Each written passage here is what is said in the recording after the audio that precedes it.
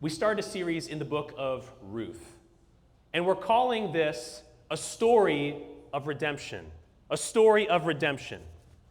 So if you're here today and you need redemption, if you need to be redeemed, if you need to be restored, if things are not how you want them to be, you've come to the right place. And just to recap a little bit, if you didn't hear the first message, the book of Ruth is a book of 4 chapters. It's in the Old Testament, and it's right after the book of Judges, okay? And it's in this time, and it actually says in the text, it was in the time that the judges ruled. So what are the judges? The judges were the people that were in charge of leading the people of Israel before they had a king. Now God had said, hey, I'm the Lord God Almighty. I brought you out of Egypt. I am your king. You are supposed to be my people, and I am your God. But the people rebelled against God. They didn't want to follow him as their king. And so as it says in the book of Judges, the book that immediately precedes Ruth, it says, there was no king in Israel at this time. And so everybody did what seemed good in their own eyes. Everybody just did what they felt like doing. Nobody cared about anyone else. And there was no local authority. There was no real police system. There was no security. So if something happened to you, you're kind of on your own. The cavalry's not coming to help you. Pretty dangerous time to be alive. The judges couldn't be everywhere, and so you and your family and your tribe and your clan, you had to look out for each other. And that's the backdrop of what's going on here in Ruth. It's a scary time. It's a dangerous time. It's a time of uncertainty. Sounds kind of like today. What's happening?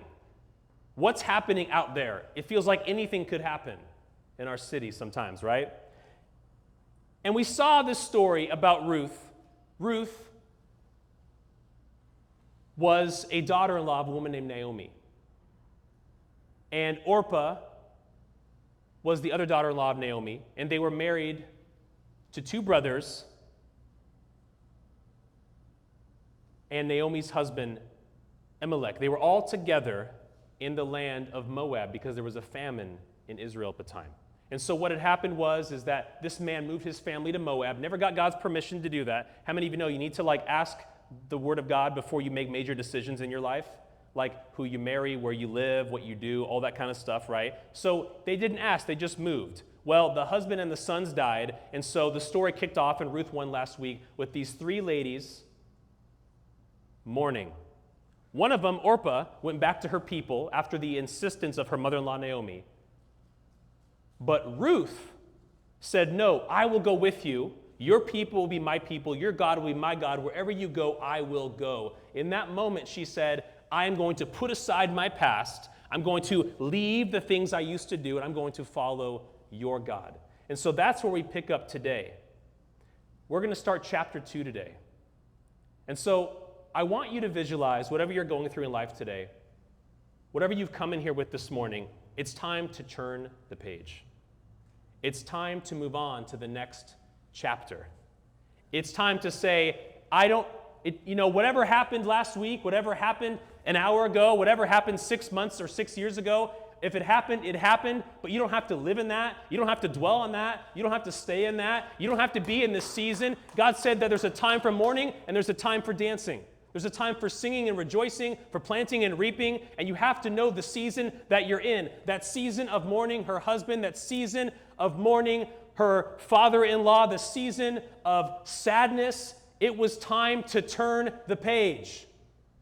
And so if you're with me this morning, let's turn the page. Say turn the page. Turn the page. Turn the chapter. We're going to flip the script. We're going to move on to chapter 2, because chapter 2, it gets better. It gets better. So just a quick question. How many of you in here are single? And by that I mean you're not in a relationship, not dating, not married. Okay, a few single people in here. How many of you are in a relationship? However you want to define that, we'll just throw it out there. Could be complicated, but if you're in a relationship, maybe you call it a situationship. We can pray for you. Afterwards, come see me. Just kidding. Well, hey, if you need prayer, that's what we're here for, so please do. But today we're going to talk about the ideal relationship. We're going to talk about what it looks like to not only find the one, but to become the one. Finding the one and becoming the one. So if you're single, this is for you. And if you're in a relationship, this is also for you. Because we all need to become the right one that Jesus has called us to be. And so we're going to take a look this morning at Ruth chapter 2. You can follow along with me here as we read this. By the way, if you are a romantic, anyone who are romantic? If you're a romantic, you're going to love this. Okay, you hopeless romantics, your rom-coms and whatever else you guys do. You're going to love it. So Ruth meets Boaz. Boy meets girl, whatever you want to, here it is.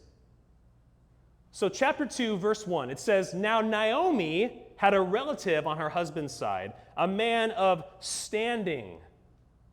A man of standing. What's a man of standing? He's a good guy. He's well thought of. He's respected, right? He's not a fool. He's someone that people admire. You mention his name, like, oh yeah, he's a great dude, right? A man of standing from the clan of Elimelech, her late husband, whose name was Boaz. Let's say Boaz. Boaz. And Ruth, the Moabite, said to Naomi, "Let me go to the fields and pick up the leftover grain behind in anyone in whose eyes I find favor." Naomi said to her, "Go ahead, my daughter."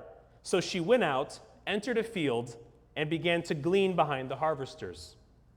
As it turned out, she was working in a field belonging to Boaz, who was from the clan of Elimelech. Just then, Boaz arrived from Bethlehem and greeted the harvesters. "The Lord be with you," he said to them. "The Lord bless you," they answered. This was a common greeting. It's called the Aaronic blessing out of the book of Numbers. It's still said today. It's still common. If you ever go to the country of Israel, you'll see a plaque outside of every hotel room. Interestingly, when I was there, every hotel room and every house, it's a Hebrew blessing saying, "I bless you. May the Lord bless you." So he walks up to his field, "The Lord bless you." And they respond, "The Lord bless you." Boaz asked the overseer of his harvesters, "Who does that young woman belong to?" Now, belong to doesn't mean like a possession. It means like, who's her family? Back then, everything was defined by family and tribe. Like, I've never seen her before. Like, where does she come from? The overseer replied, "She is the Moabite who came back from Moab with Naomi. She said, 'Please let me glean and gather among the sheaves behind the harvesters.' She came into the field and has remained here from morning till now, except for a short rest in the shelter." So Boaz said to her, "My daughter, listen to me. Don't go and glean in another field, and don't go away from here. Stay here with the women who work for me. Watch the field where the men are harvesting, and follow along after the women. I have told the men not to lay a hand on you. And whenever you are thirsty, go and get a drink from the water jars the men have filled."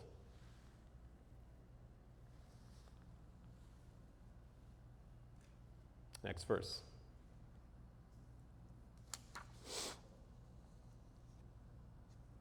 And Ruth said, "How have I found such favor in your eyes that you notice me, a foreigner?" Boaz replied, "I've been told all about what you have done for your mother-in-law since the death of your husband, how you left your father and mother in your homeland, and you came to live with the people you did not know before. May the Lord repay you for what you have done. May you be richly rewarded by the Lord, the God of Israel, under whose wings you have come to take refuge." "May I continue to find favor in your eyes, my Lord," she said. "You have put me at ease by speaking kindly to your servant, though I do not have the standing of one of your servants. I'm not worthy, but you're kind to me," she's saying. At mealtime, Boaz then said to her, "Come over here. Have some bread and dip it in the wine vinegar." Then she sat down with the harvesters. He offered her some roasted grain. She ate all she wanted, and then she had some left over. As she got up to glean, Boaz gave orders to his men, "Let her gather among the sheaves and don't reprimand her. Don't scold her. Even pull out some stalks for her for the bundles and leave them for her to pick up, and don't rebuke her." So Ruth gleaned in the evening. She gleaned in the field until the evening. Then she threshed the barley she gathered, and it amounted to about an ephah. She carried it back to town, and her mother-in-law said how much she had gathered. Ruth also brought out and gave her what she had left over after she'd eaten enough. Her mother-in-law asked her, "Where did you glean today? Where did you work? Blessed be the man who took notice of you." Then Ruth, her mother-in-law, about the one whose place she'd been working, said, "The name of the man who I worked with today is Boaz." "The Lord bless him," Naomi said to her daughter-in-law. "He has not stopped showing his kindness to the living and the dead. That man is our close relative. He is one of our redeemers." Then Ruth the Moabite said, "He even said to me, 'Stay with my workers until they finish harvesting all my grain.'" Naomi said to Ruth, her daughter-in-law, "It will be good for you, my daughter, to go with the women who work for him, because in someone else's field, lest you be assaulted." So she kept close to the young women of Boaz, gleaning until the end of barley and wheat harvest, and she lived with her mother-in-law. So we have a lot going on here. This is an interesting time, because what you see happening here is you see this man named Boaz, and you notice his character. The name Boaz actually means strength. It actually means strength. Somebody once said, "Ladies, find yourself a Boaz, not a lion as, not a cheating as, not a lazy as, and for real, not a dumb as. Come on, find yourself a Boaz." I said as, A-Z, like Arizona. We can have fun in church, can't we? Come on. It's my country preacher little thing. So here's the thing. Boaz. We're going to look at these two personalities of Boaz and Ruth. So what do we notice about this guy? So first of all, he owns this field.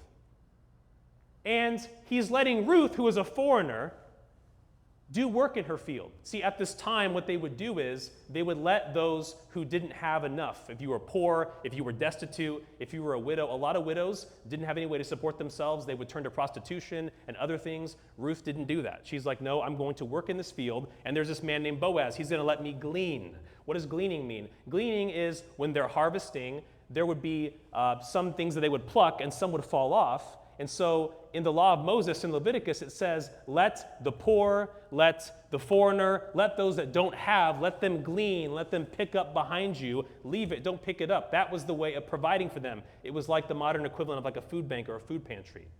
That's how they provided. And so Boaz enters the story here. And the first thing we notice, what's the first thing you notice about this guy? We're going to talk about both him and then her as well. The first thing you notice, what does he say when he comes to the field? He says, "The Lord bless you." Bless you. The first thing out of his mouth tells you that he is a follower of God.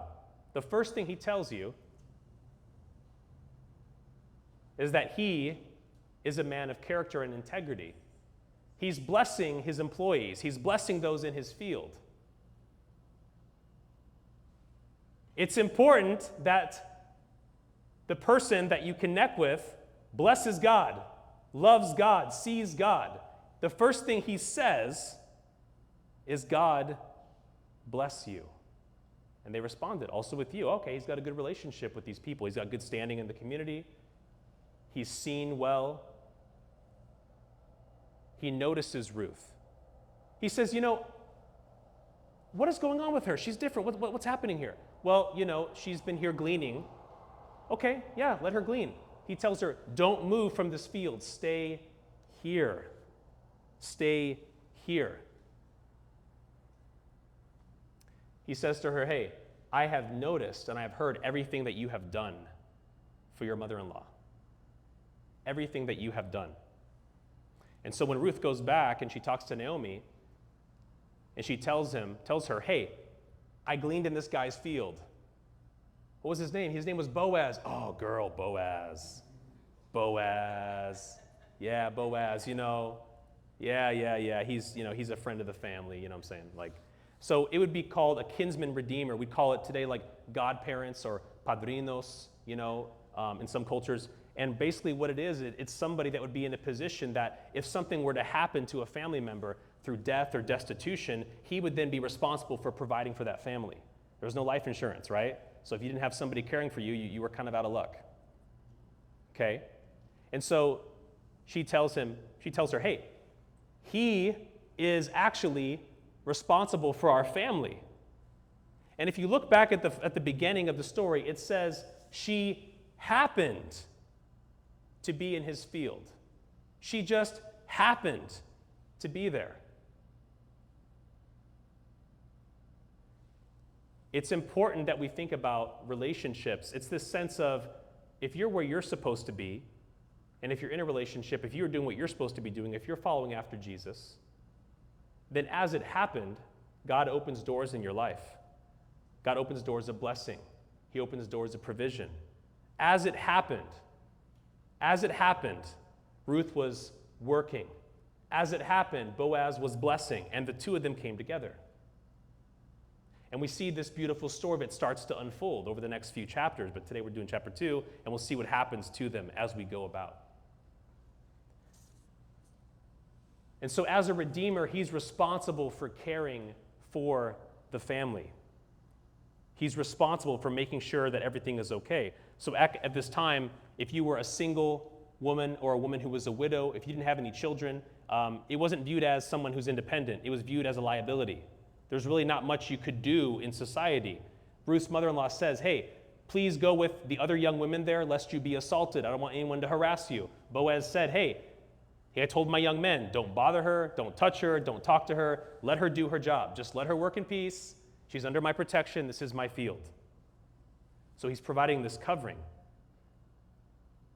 So just speaking to the men here, guys, it's our responsibility to provide covering in a relationship. It's our responsibility to provide covering in a marriage. It's our responsibility to provide covering in a relationship. That sense of security. And Boaz understood that because he did it for his employees. He also did it for the people that were his neighbors, people that worked with him and worked under him. He was a kinsman redeemer. And if we stick close to Jesus in the way that Ruth stuck close to the young women under Boaz's care, there's safety, there's shelter, there's protection. He says, hey, I don't know what goes on in those other fields. I don't know what goes on in that other relationship. I don't know what goes on in that other community. But in this community, in this relationship, in this marriage, in this partnership, whatever we got going on, there is safety and there is covering and there is security. And that is what he's providing here. If we stick close to the one who redeems us, we're sheltered. If we stick close to the one who loves us, we're cared for. If we stick close to the one who saves us, there is protection and there is guidance. Anytime when I look back on my life, anytime that stress or anxiety or frustration entered in, it was when I drifted away from Jesus.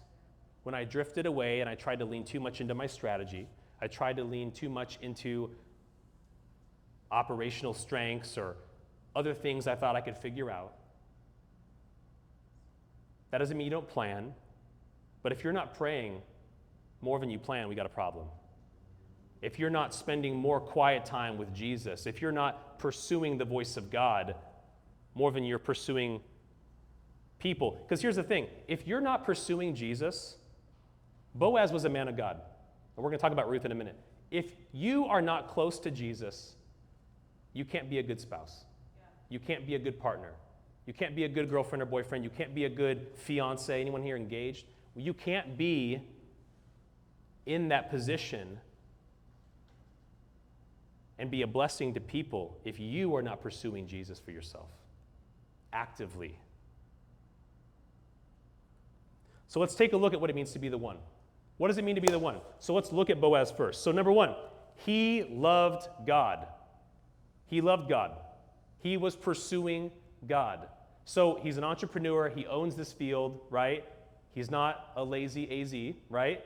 He is working. He's working and he is providing so that he can take care of his community. Because back then you had a responsibility to your tribe, to your family, to your clan. And so as a man, it's important to understand the ability to take care of, number one, yourself, take care of people that you're with, if you're in a relationship, if you have children. And then there's another circle outside of that is, how can I bless other people around me? Because so often what we do, both men and women, is oftentimes we focus just on what we have and maybe our immediate circle, but we don't think about larger ways that we can bless other people. As a church, we're not just here for a service. How can we bless our city? How can we bless our community? We're thinking of ways to do that. How can we bless this corridor of Los Angeles? What more can we do? So what can you do in your family and in your community to be a blessing? To be a blessing. The second thing is he was honorable. He was honorable. He showed honor to Ruth. She was a foreigner. So if you were a foreigner in this time, you were the lowest of the low. There was no regard. There was no immigration system or anything like that. They didn't want you here. She could be victimized very easily. He says, hey, like I said, keep covering over her. Leave her alone. Let her do her job. Don't go to anyone else's field. Stay in my field. Oh, let me care for you here. Let me care for you. Let me show you honor. Let me show you respect. Why? Because I heard what you did for your mother-in-law. I heard what you did. One of the things that attracted me to my wife, one of the many things, is the way that she cared for people, the way that she loved people, the way that she showed honor to people. There's something attractive about a woman that shows honor and about a man that shows honor. You have to be honorable. The third thing is he was generous. He was generous. He told her, hey, continue to glean here, and actually when you're done, come eat with me. Come eat with us. Dip your bread here. Take what you like. You want some more? Do you need anything else? Are you okay? Anyone like someone who's generous? Or maybe like someone who's stingy or frugal. Don't say stingy, say frugal, right? I'm just thrifty. You're like, no, you're kind of cheap. It's okay to splurge every now and then, right? He was generous. There's something about being generous in a relationship that is a blessing. That's something that's attractive. It's something that opens doors. Loving God, being honorable, and being generous. Now let's take a look at Ruth for a moment. What about Ruth? She loved God. She gave up her entire family. She came from a family line. The Moabite people were a people group that were created from incest in the past. They worshipped a god called Chemosh. They did child sacrifices, all kinds of horrible things. And she's like, I'm not going back to that people group. I'm going to follow my mother-in-law through the desert to this new land. Okay? And Naomi's like, call me Mara. I'm the bitter old lady now. I can't get married again. I can't have kids. There's really no future for me at this point. She's like, I'm going to accompany you. I'm going to be with you. I'm going to be with you. She was loyal. She was loyal. She said, your people are now going to become my people. There's something about being loyal in a relationship when you have a spouse, if you're dating somebody, if you know somebody. Here's the thing. Loyalty in a relationship goes a long way. I'm not saying that doesn't mean everything gets a pass. Loyalty means I'm going to love this person. I'm going to be honorable. I'm going to be honorable to them. That's the loyalty that Ruth exemplified. And she didn't do it to just anybody. She did it with her mother-in-law, Naomi. She had every right just to go back, but she said, no, I'm going to stay. I'm going to stay with her, and I'm going to be a part of her people.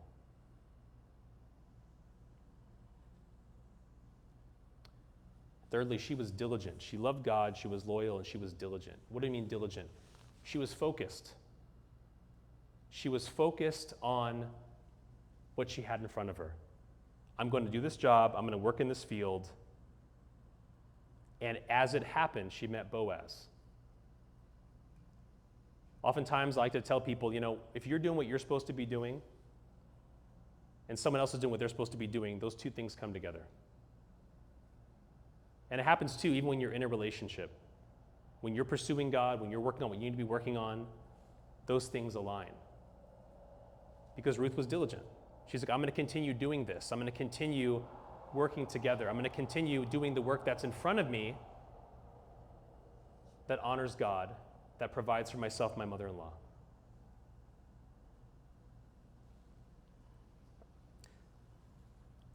It's a story, this story about Ruth is a story about how God restores those who look to him with hope.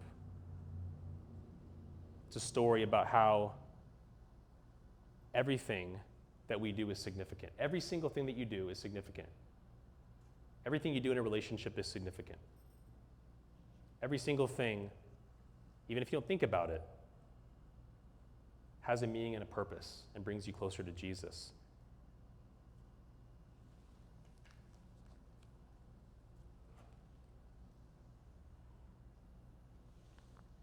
I think one thing that we see a lot in these types of relationships is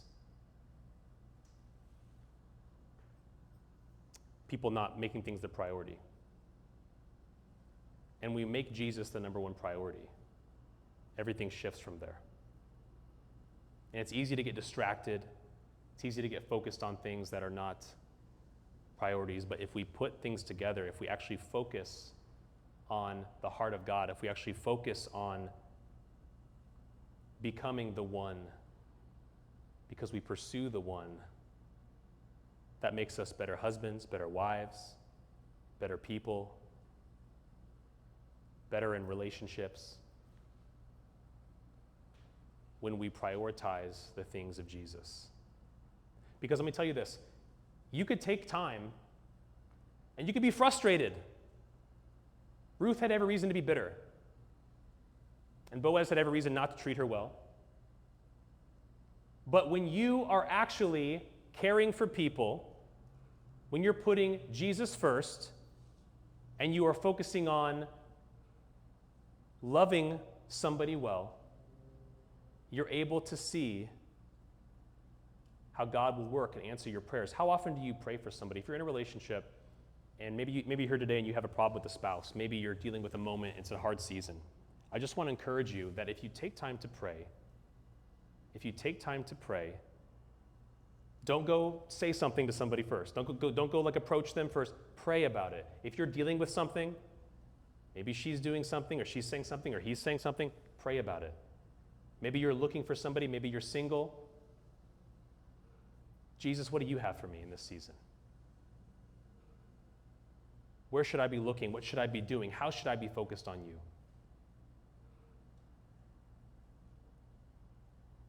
As the worship team is coming this morning,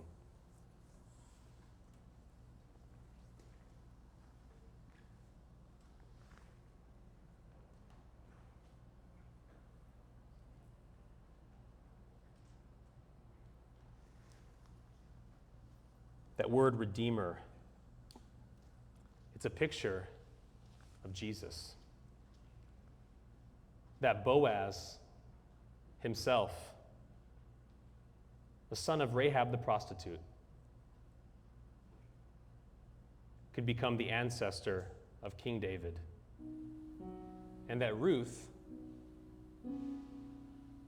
from her people group and her line there, that she would also become a part of the matriarchal line that would give birth to David, who would give birth to Jesus. And that very easily could not have happened, but it happened because of obedience. It happened because of love. It happened because she said, hey, I'm going to focus on what's in front of me here. I'm going to focus on what's in front of me. I'm not going to worry about where I came from. I'm going to flip to chapter 2 today. Maybe you're in a relationship, you're like, yeah, but you don't know what they did. Okay. There's healing, there's counseling, there's grace, there's boundaries. And at some point, we have to flip to the next chapter. At some point, we have to get to a place. You're single today, you're in a relationship of any kind, you're like, I was hurt before. I've been hurt many times. But you too can go on to chapter 2. I happen to think that the reason why this story was structured the way it was when it was put into the Bible itself, because when it was written in ancient Hebrew, there were no chapters and verses the way we know them now. But it was structured in a way that it's a story. It's a story that starts with sadness, and as we will see, it ends in a glorious redemption. And in chapter 2, we see the Redeemer. And this is why it's so important to read Scripture, because when you see Boaz, you see a picture of Jesus. When you look at Ruth, you see a picture of what can happen when we surrender to God, when we surrender to Jesus, when we surrender our hearts, when we surrender our relationships, when we surrender our minds, when we surrender our bodies, when we surrender everything that we have, we can be redeemed. You can be redeemed. You can be transformed when you surrender everything to Jesus, when you follow the straight and narrow. She says, I'm going to stay in this field. It's a parallel. Jesus said, the path to righteousness is straight and narrow. The path away from me is crooked and wide. Not many can find the straight and narrow path. But if you stay on this path, if you stay in this field, you're safe. If you stay in this field, you're sheltered. If you stay in this field, you can grow. If you stay in this field, you can have a great marriage. If you stay in this field, you can have a great relationship. If you stay in this field, you can be a great parent. If you stay in my field and follow me as your Redeemer, you will be saved. You will be sheltered. That's the moral of our story. Naomi says he's one of our redeemers. At that time, they had multiple kind of people that would care for the family. But we have a great Redeemer. He doesn't just provide for us financially. He provides for us in every way. Jesus says, if you give up everything for my name, I'll give everything back to you. In abundance. You don't have family? I'll give you family. Welcome to the family. You don't have friendship and support?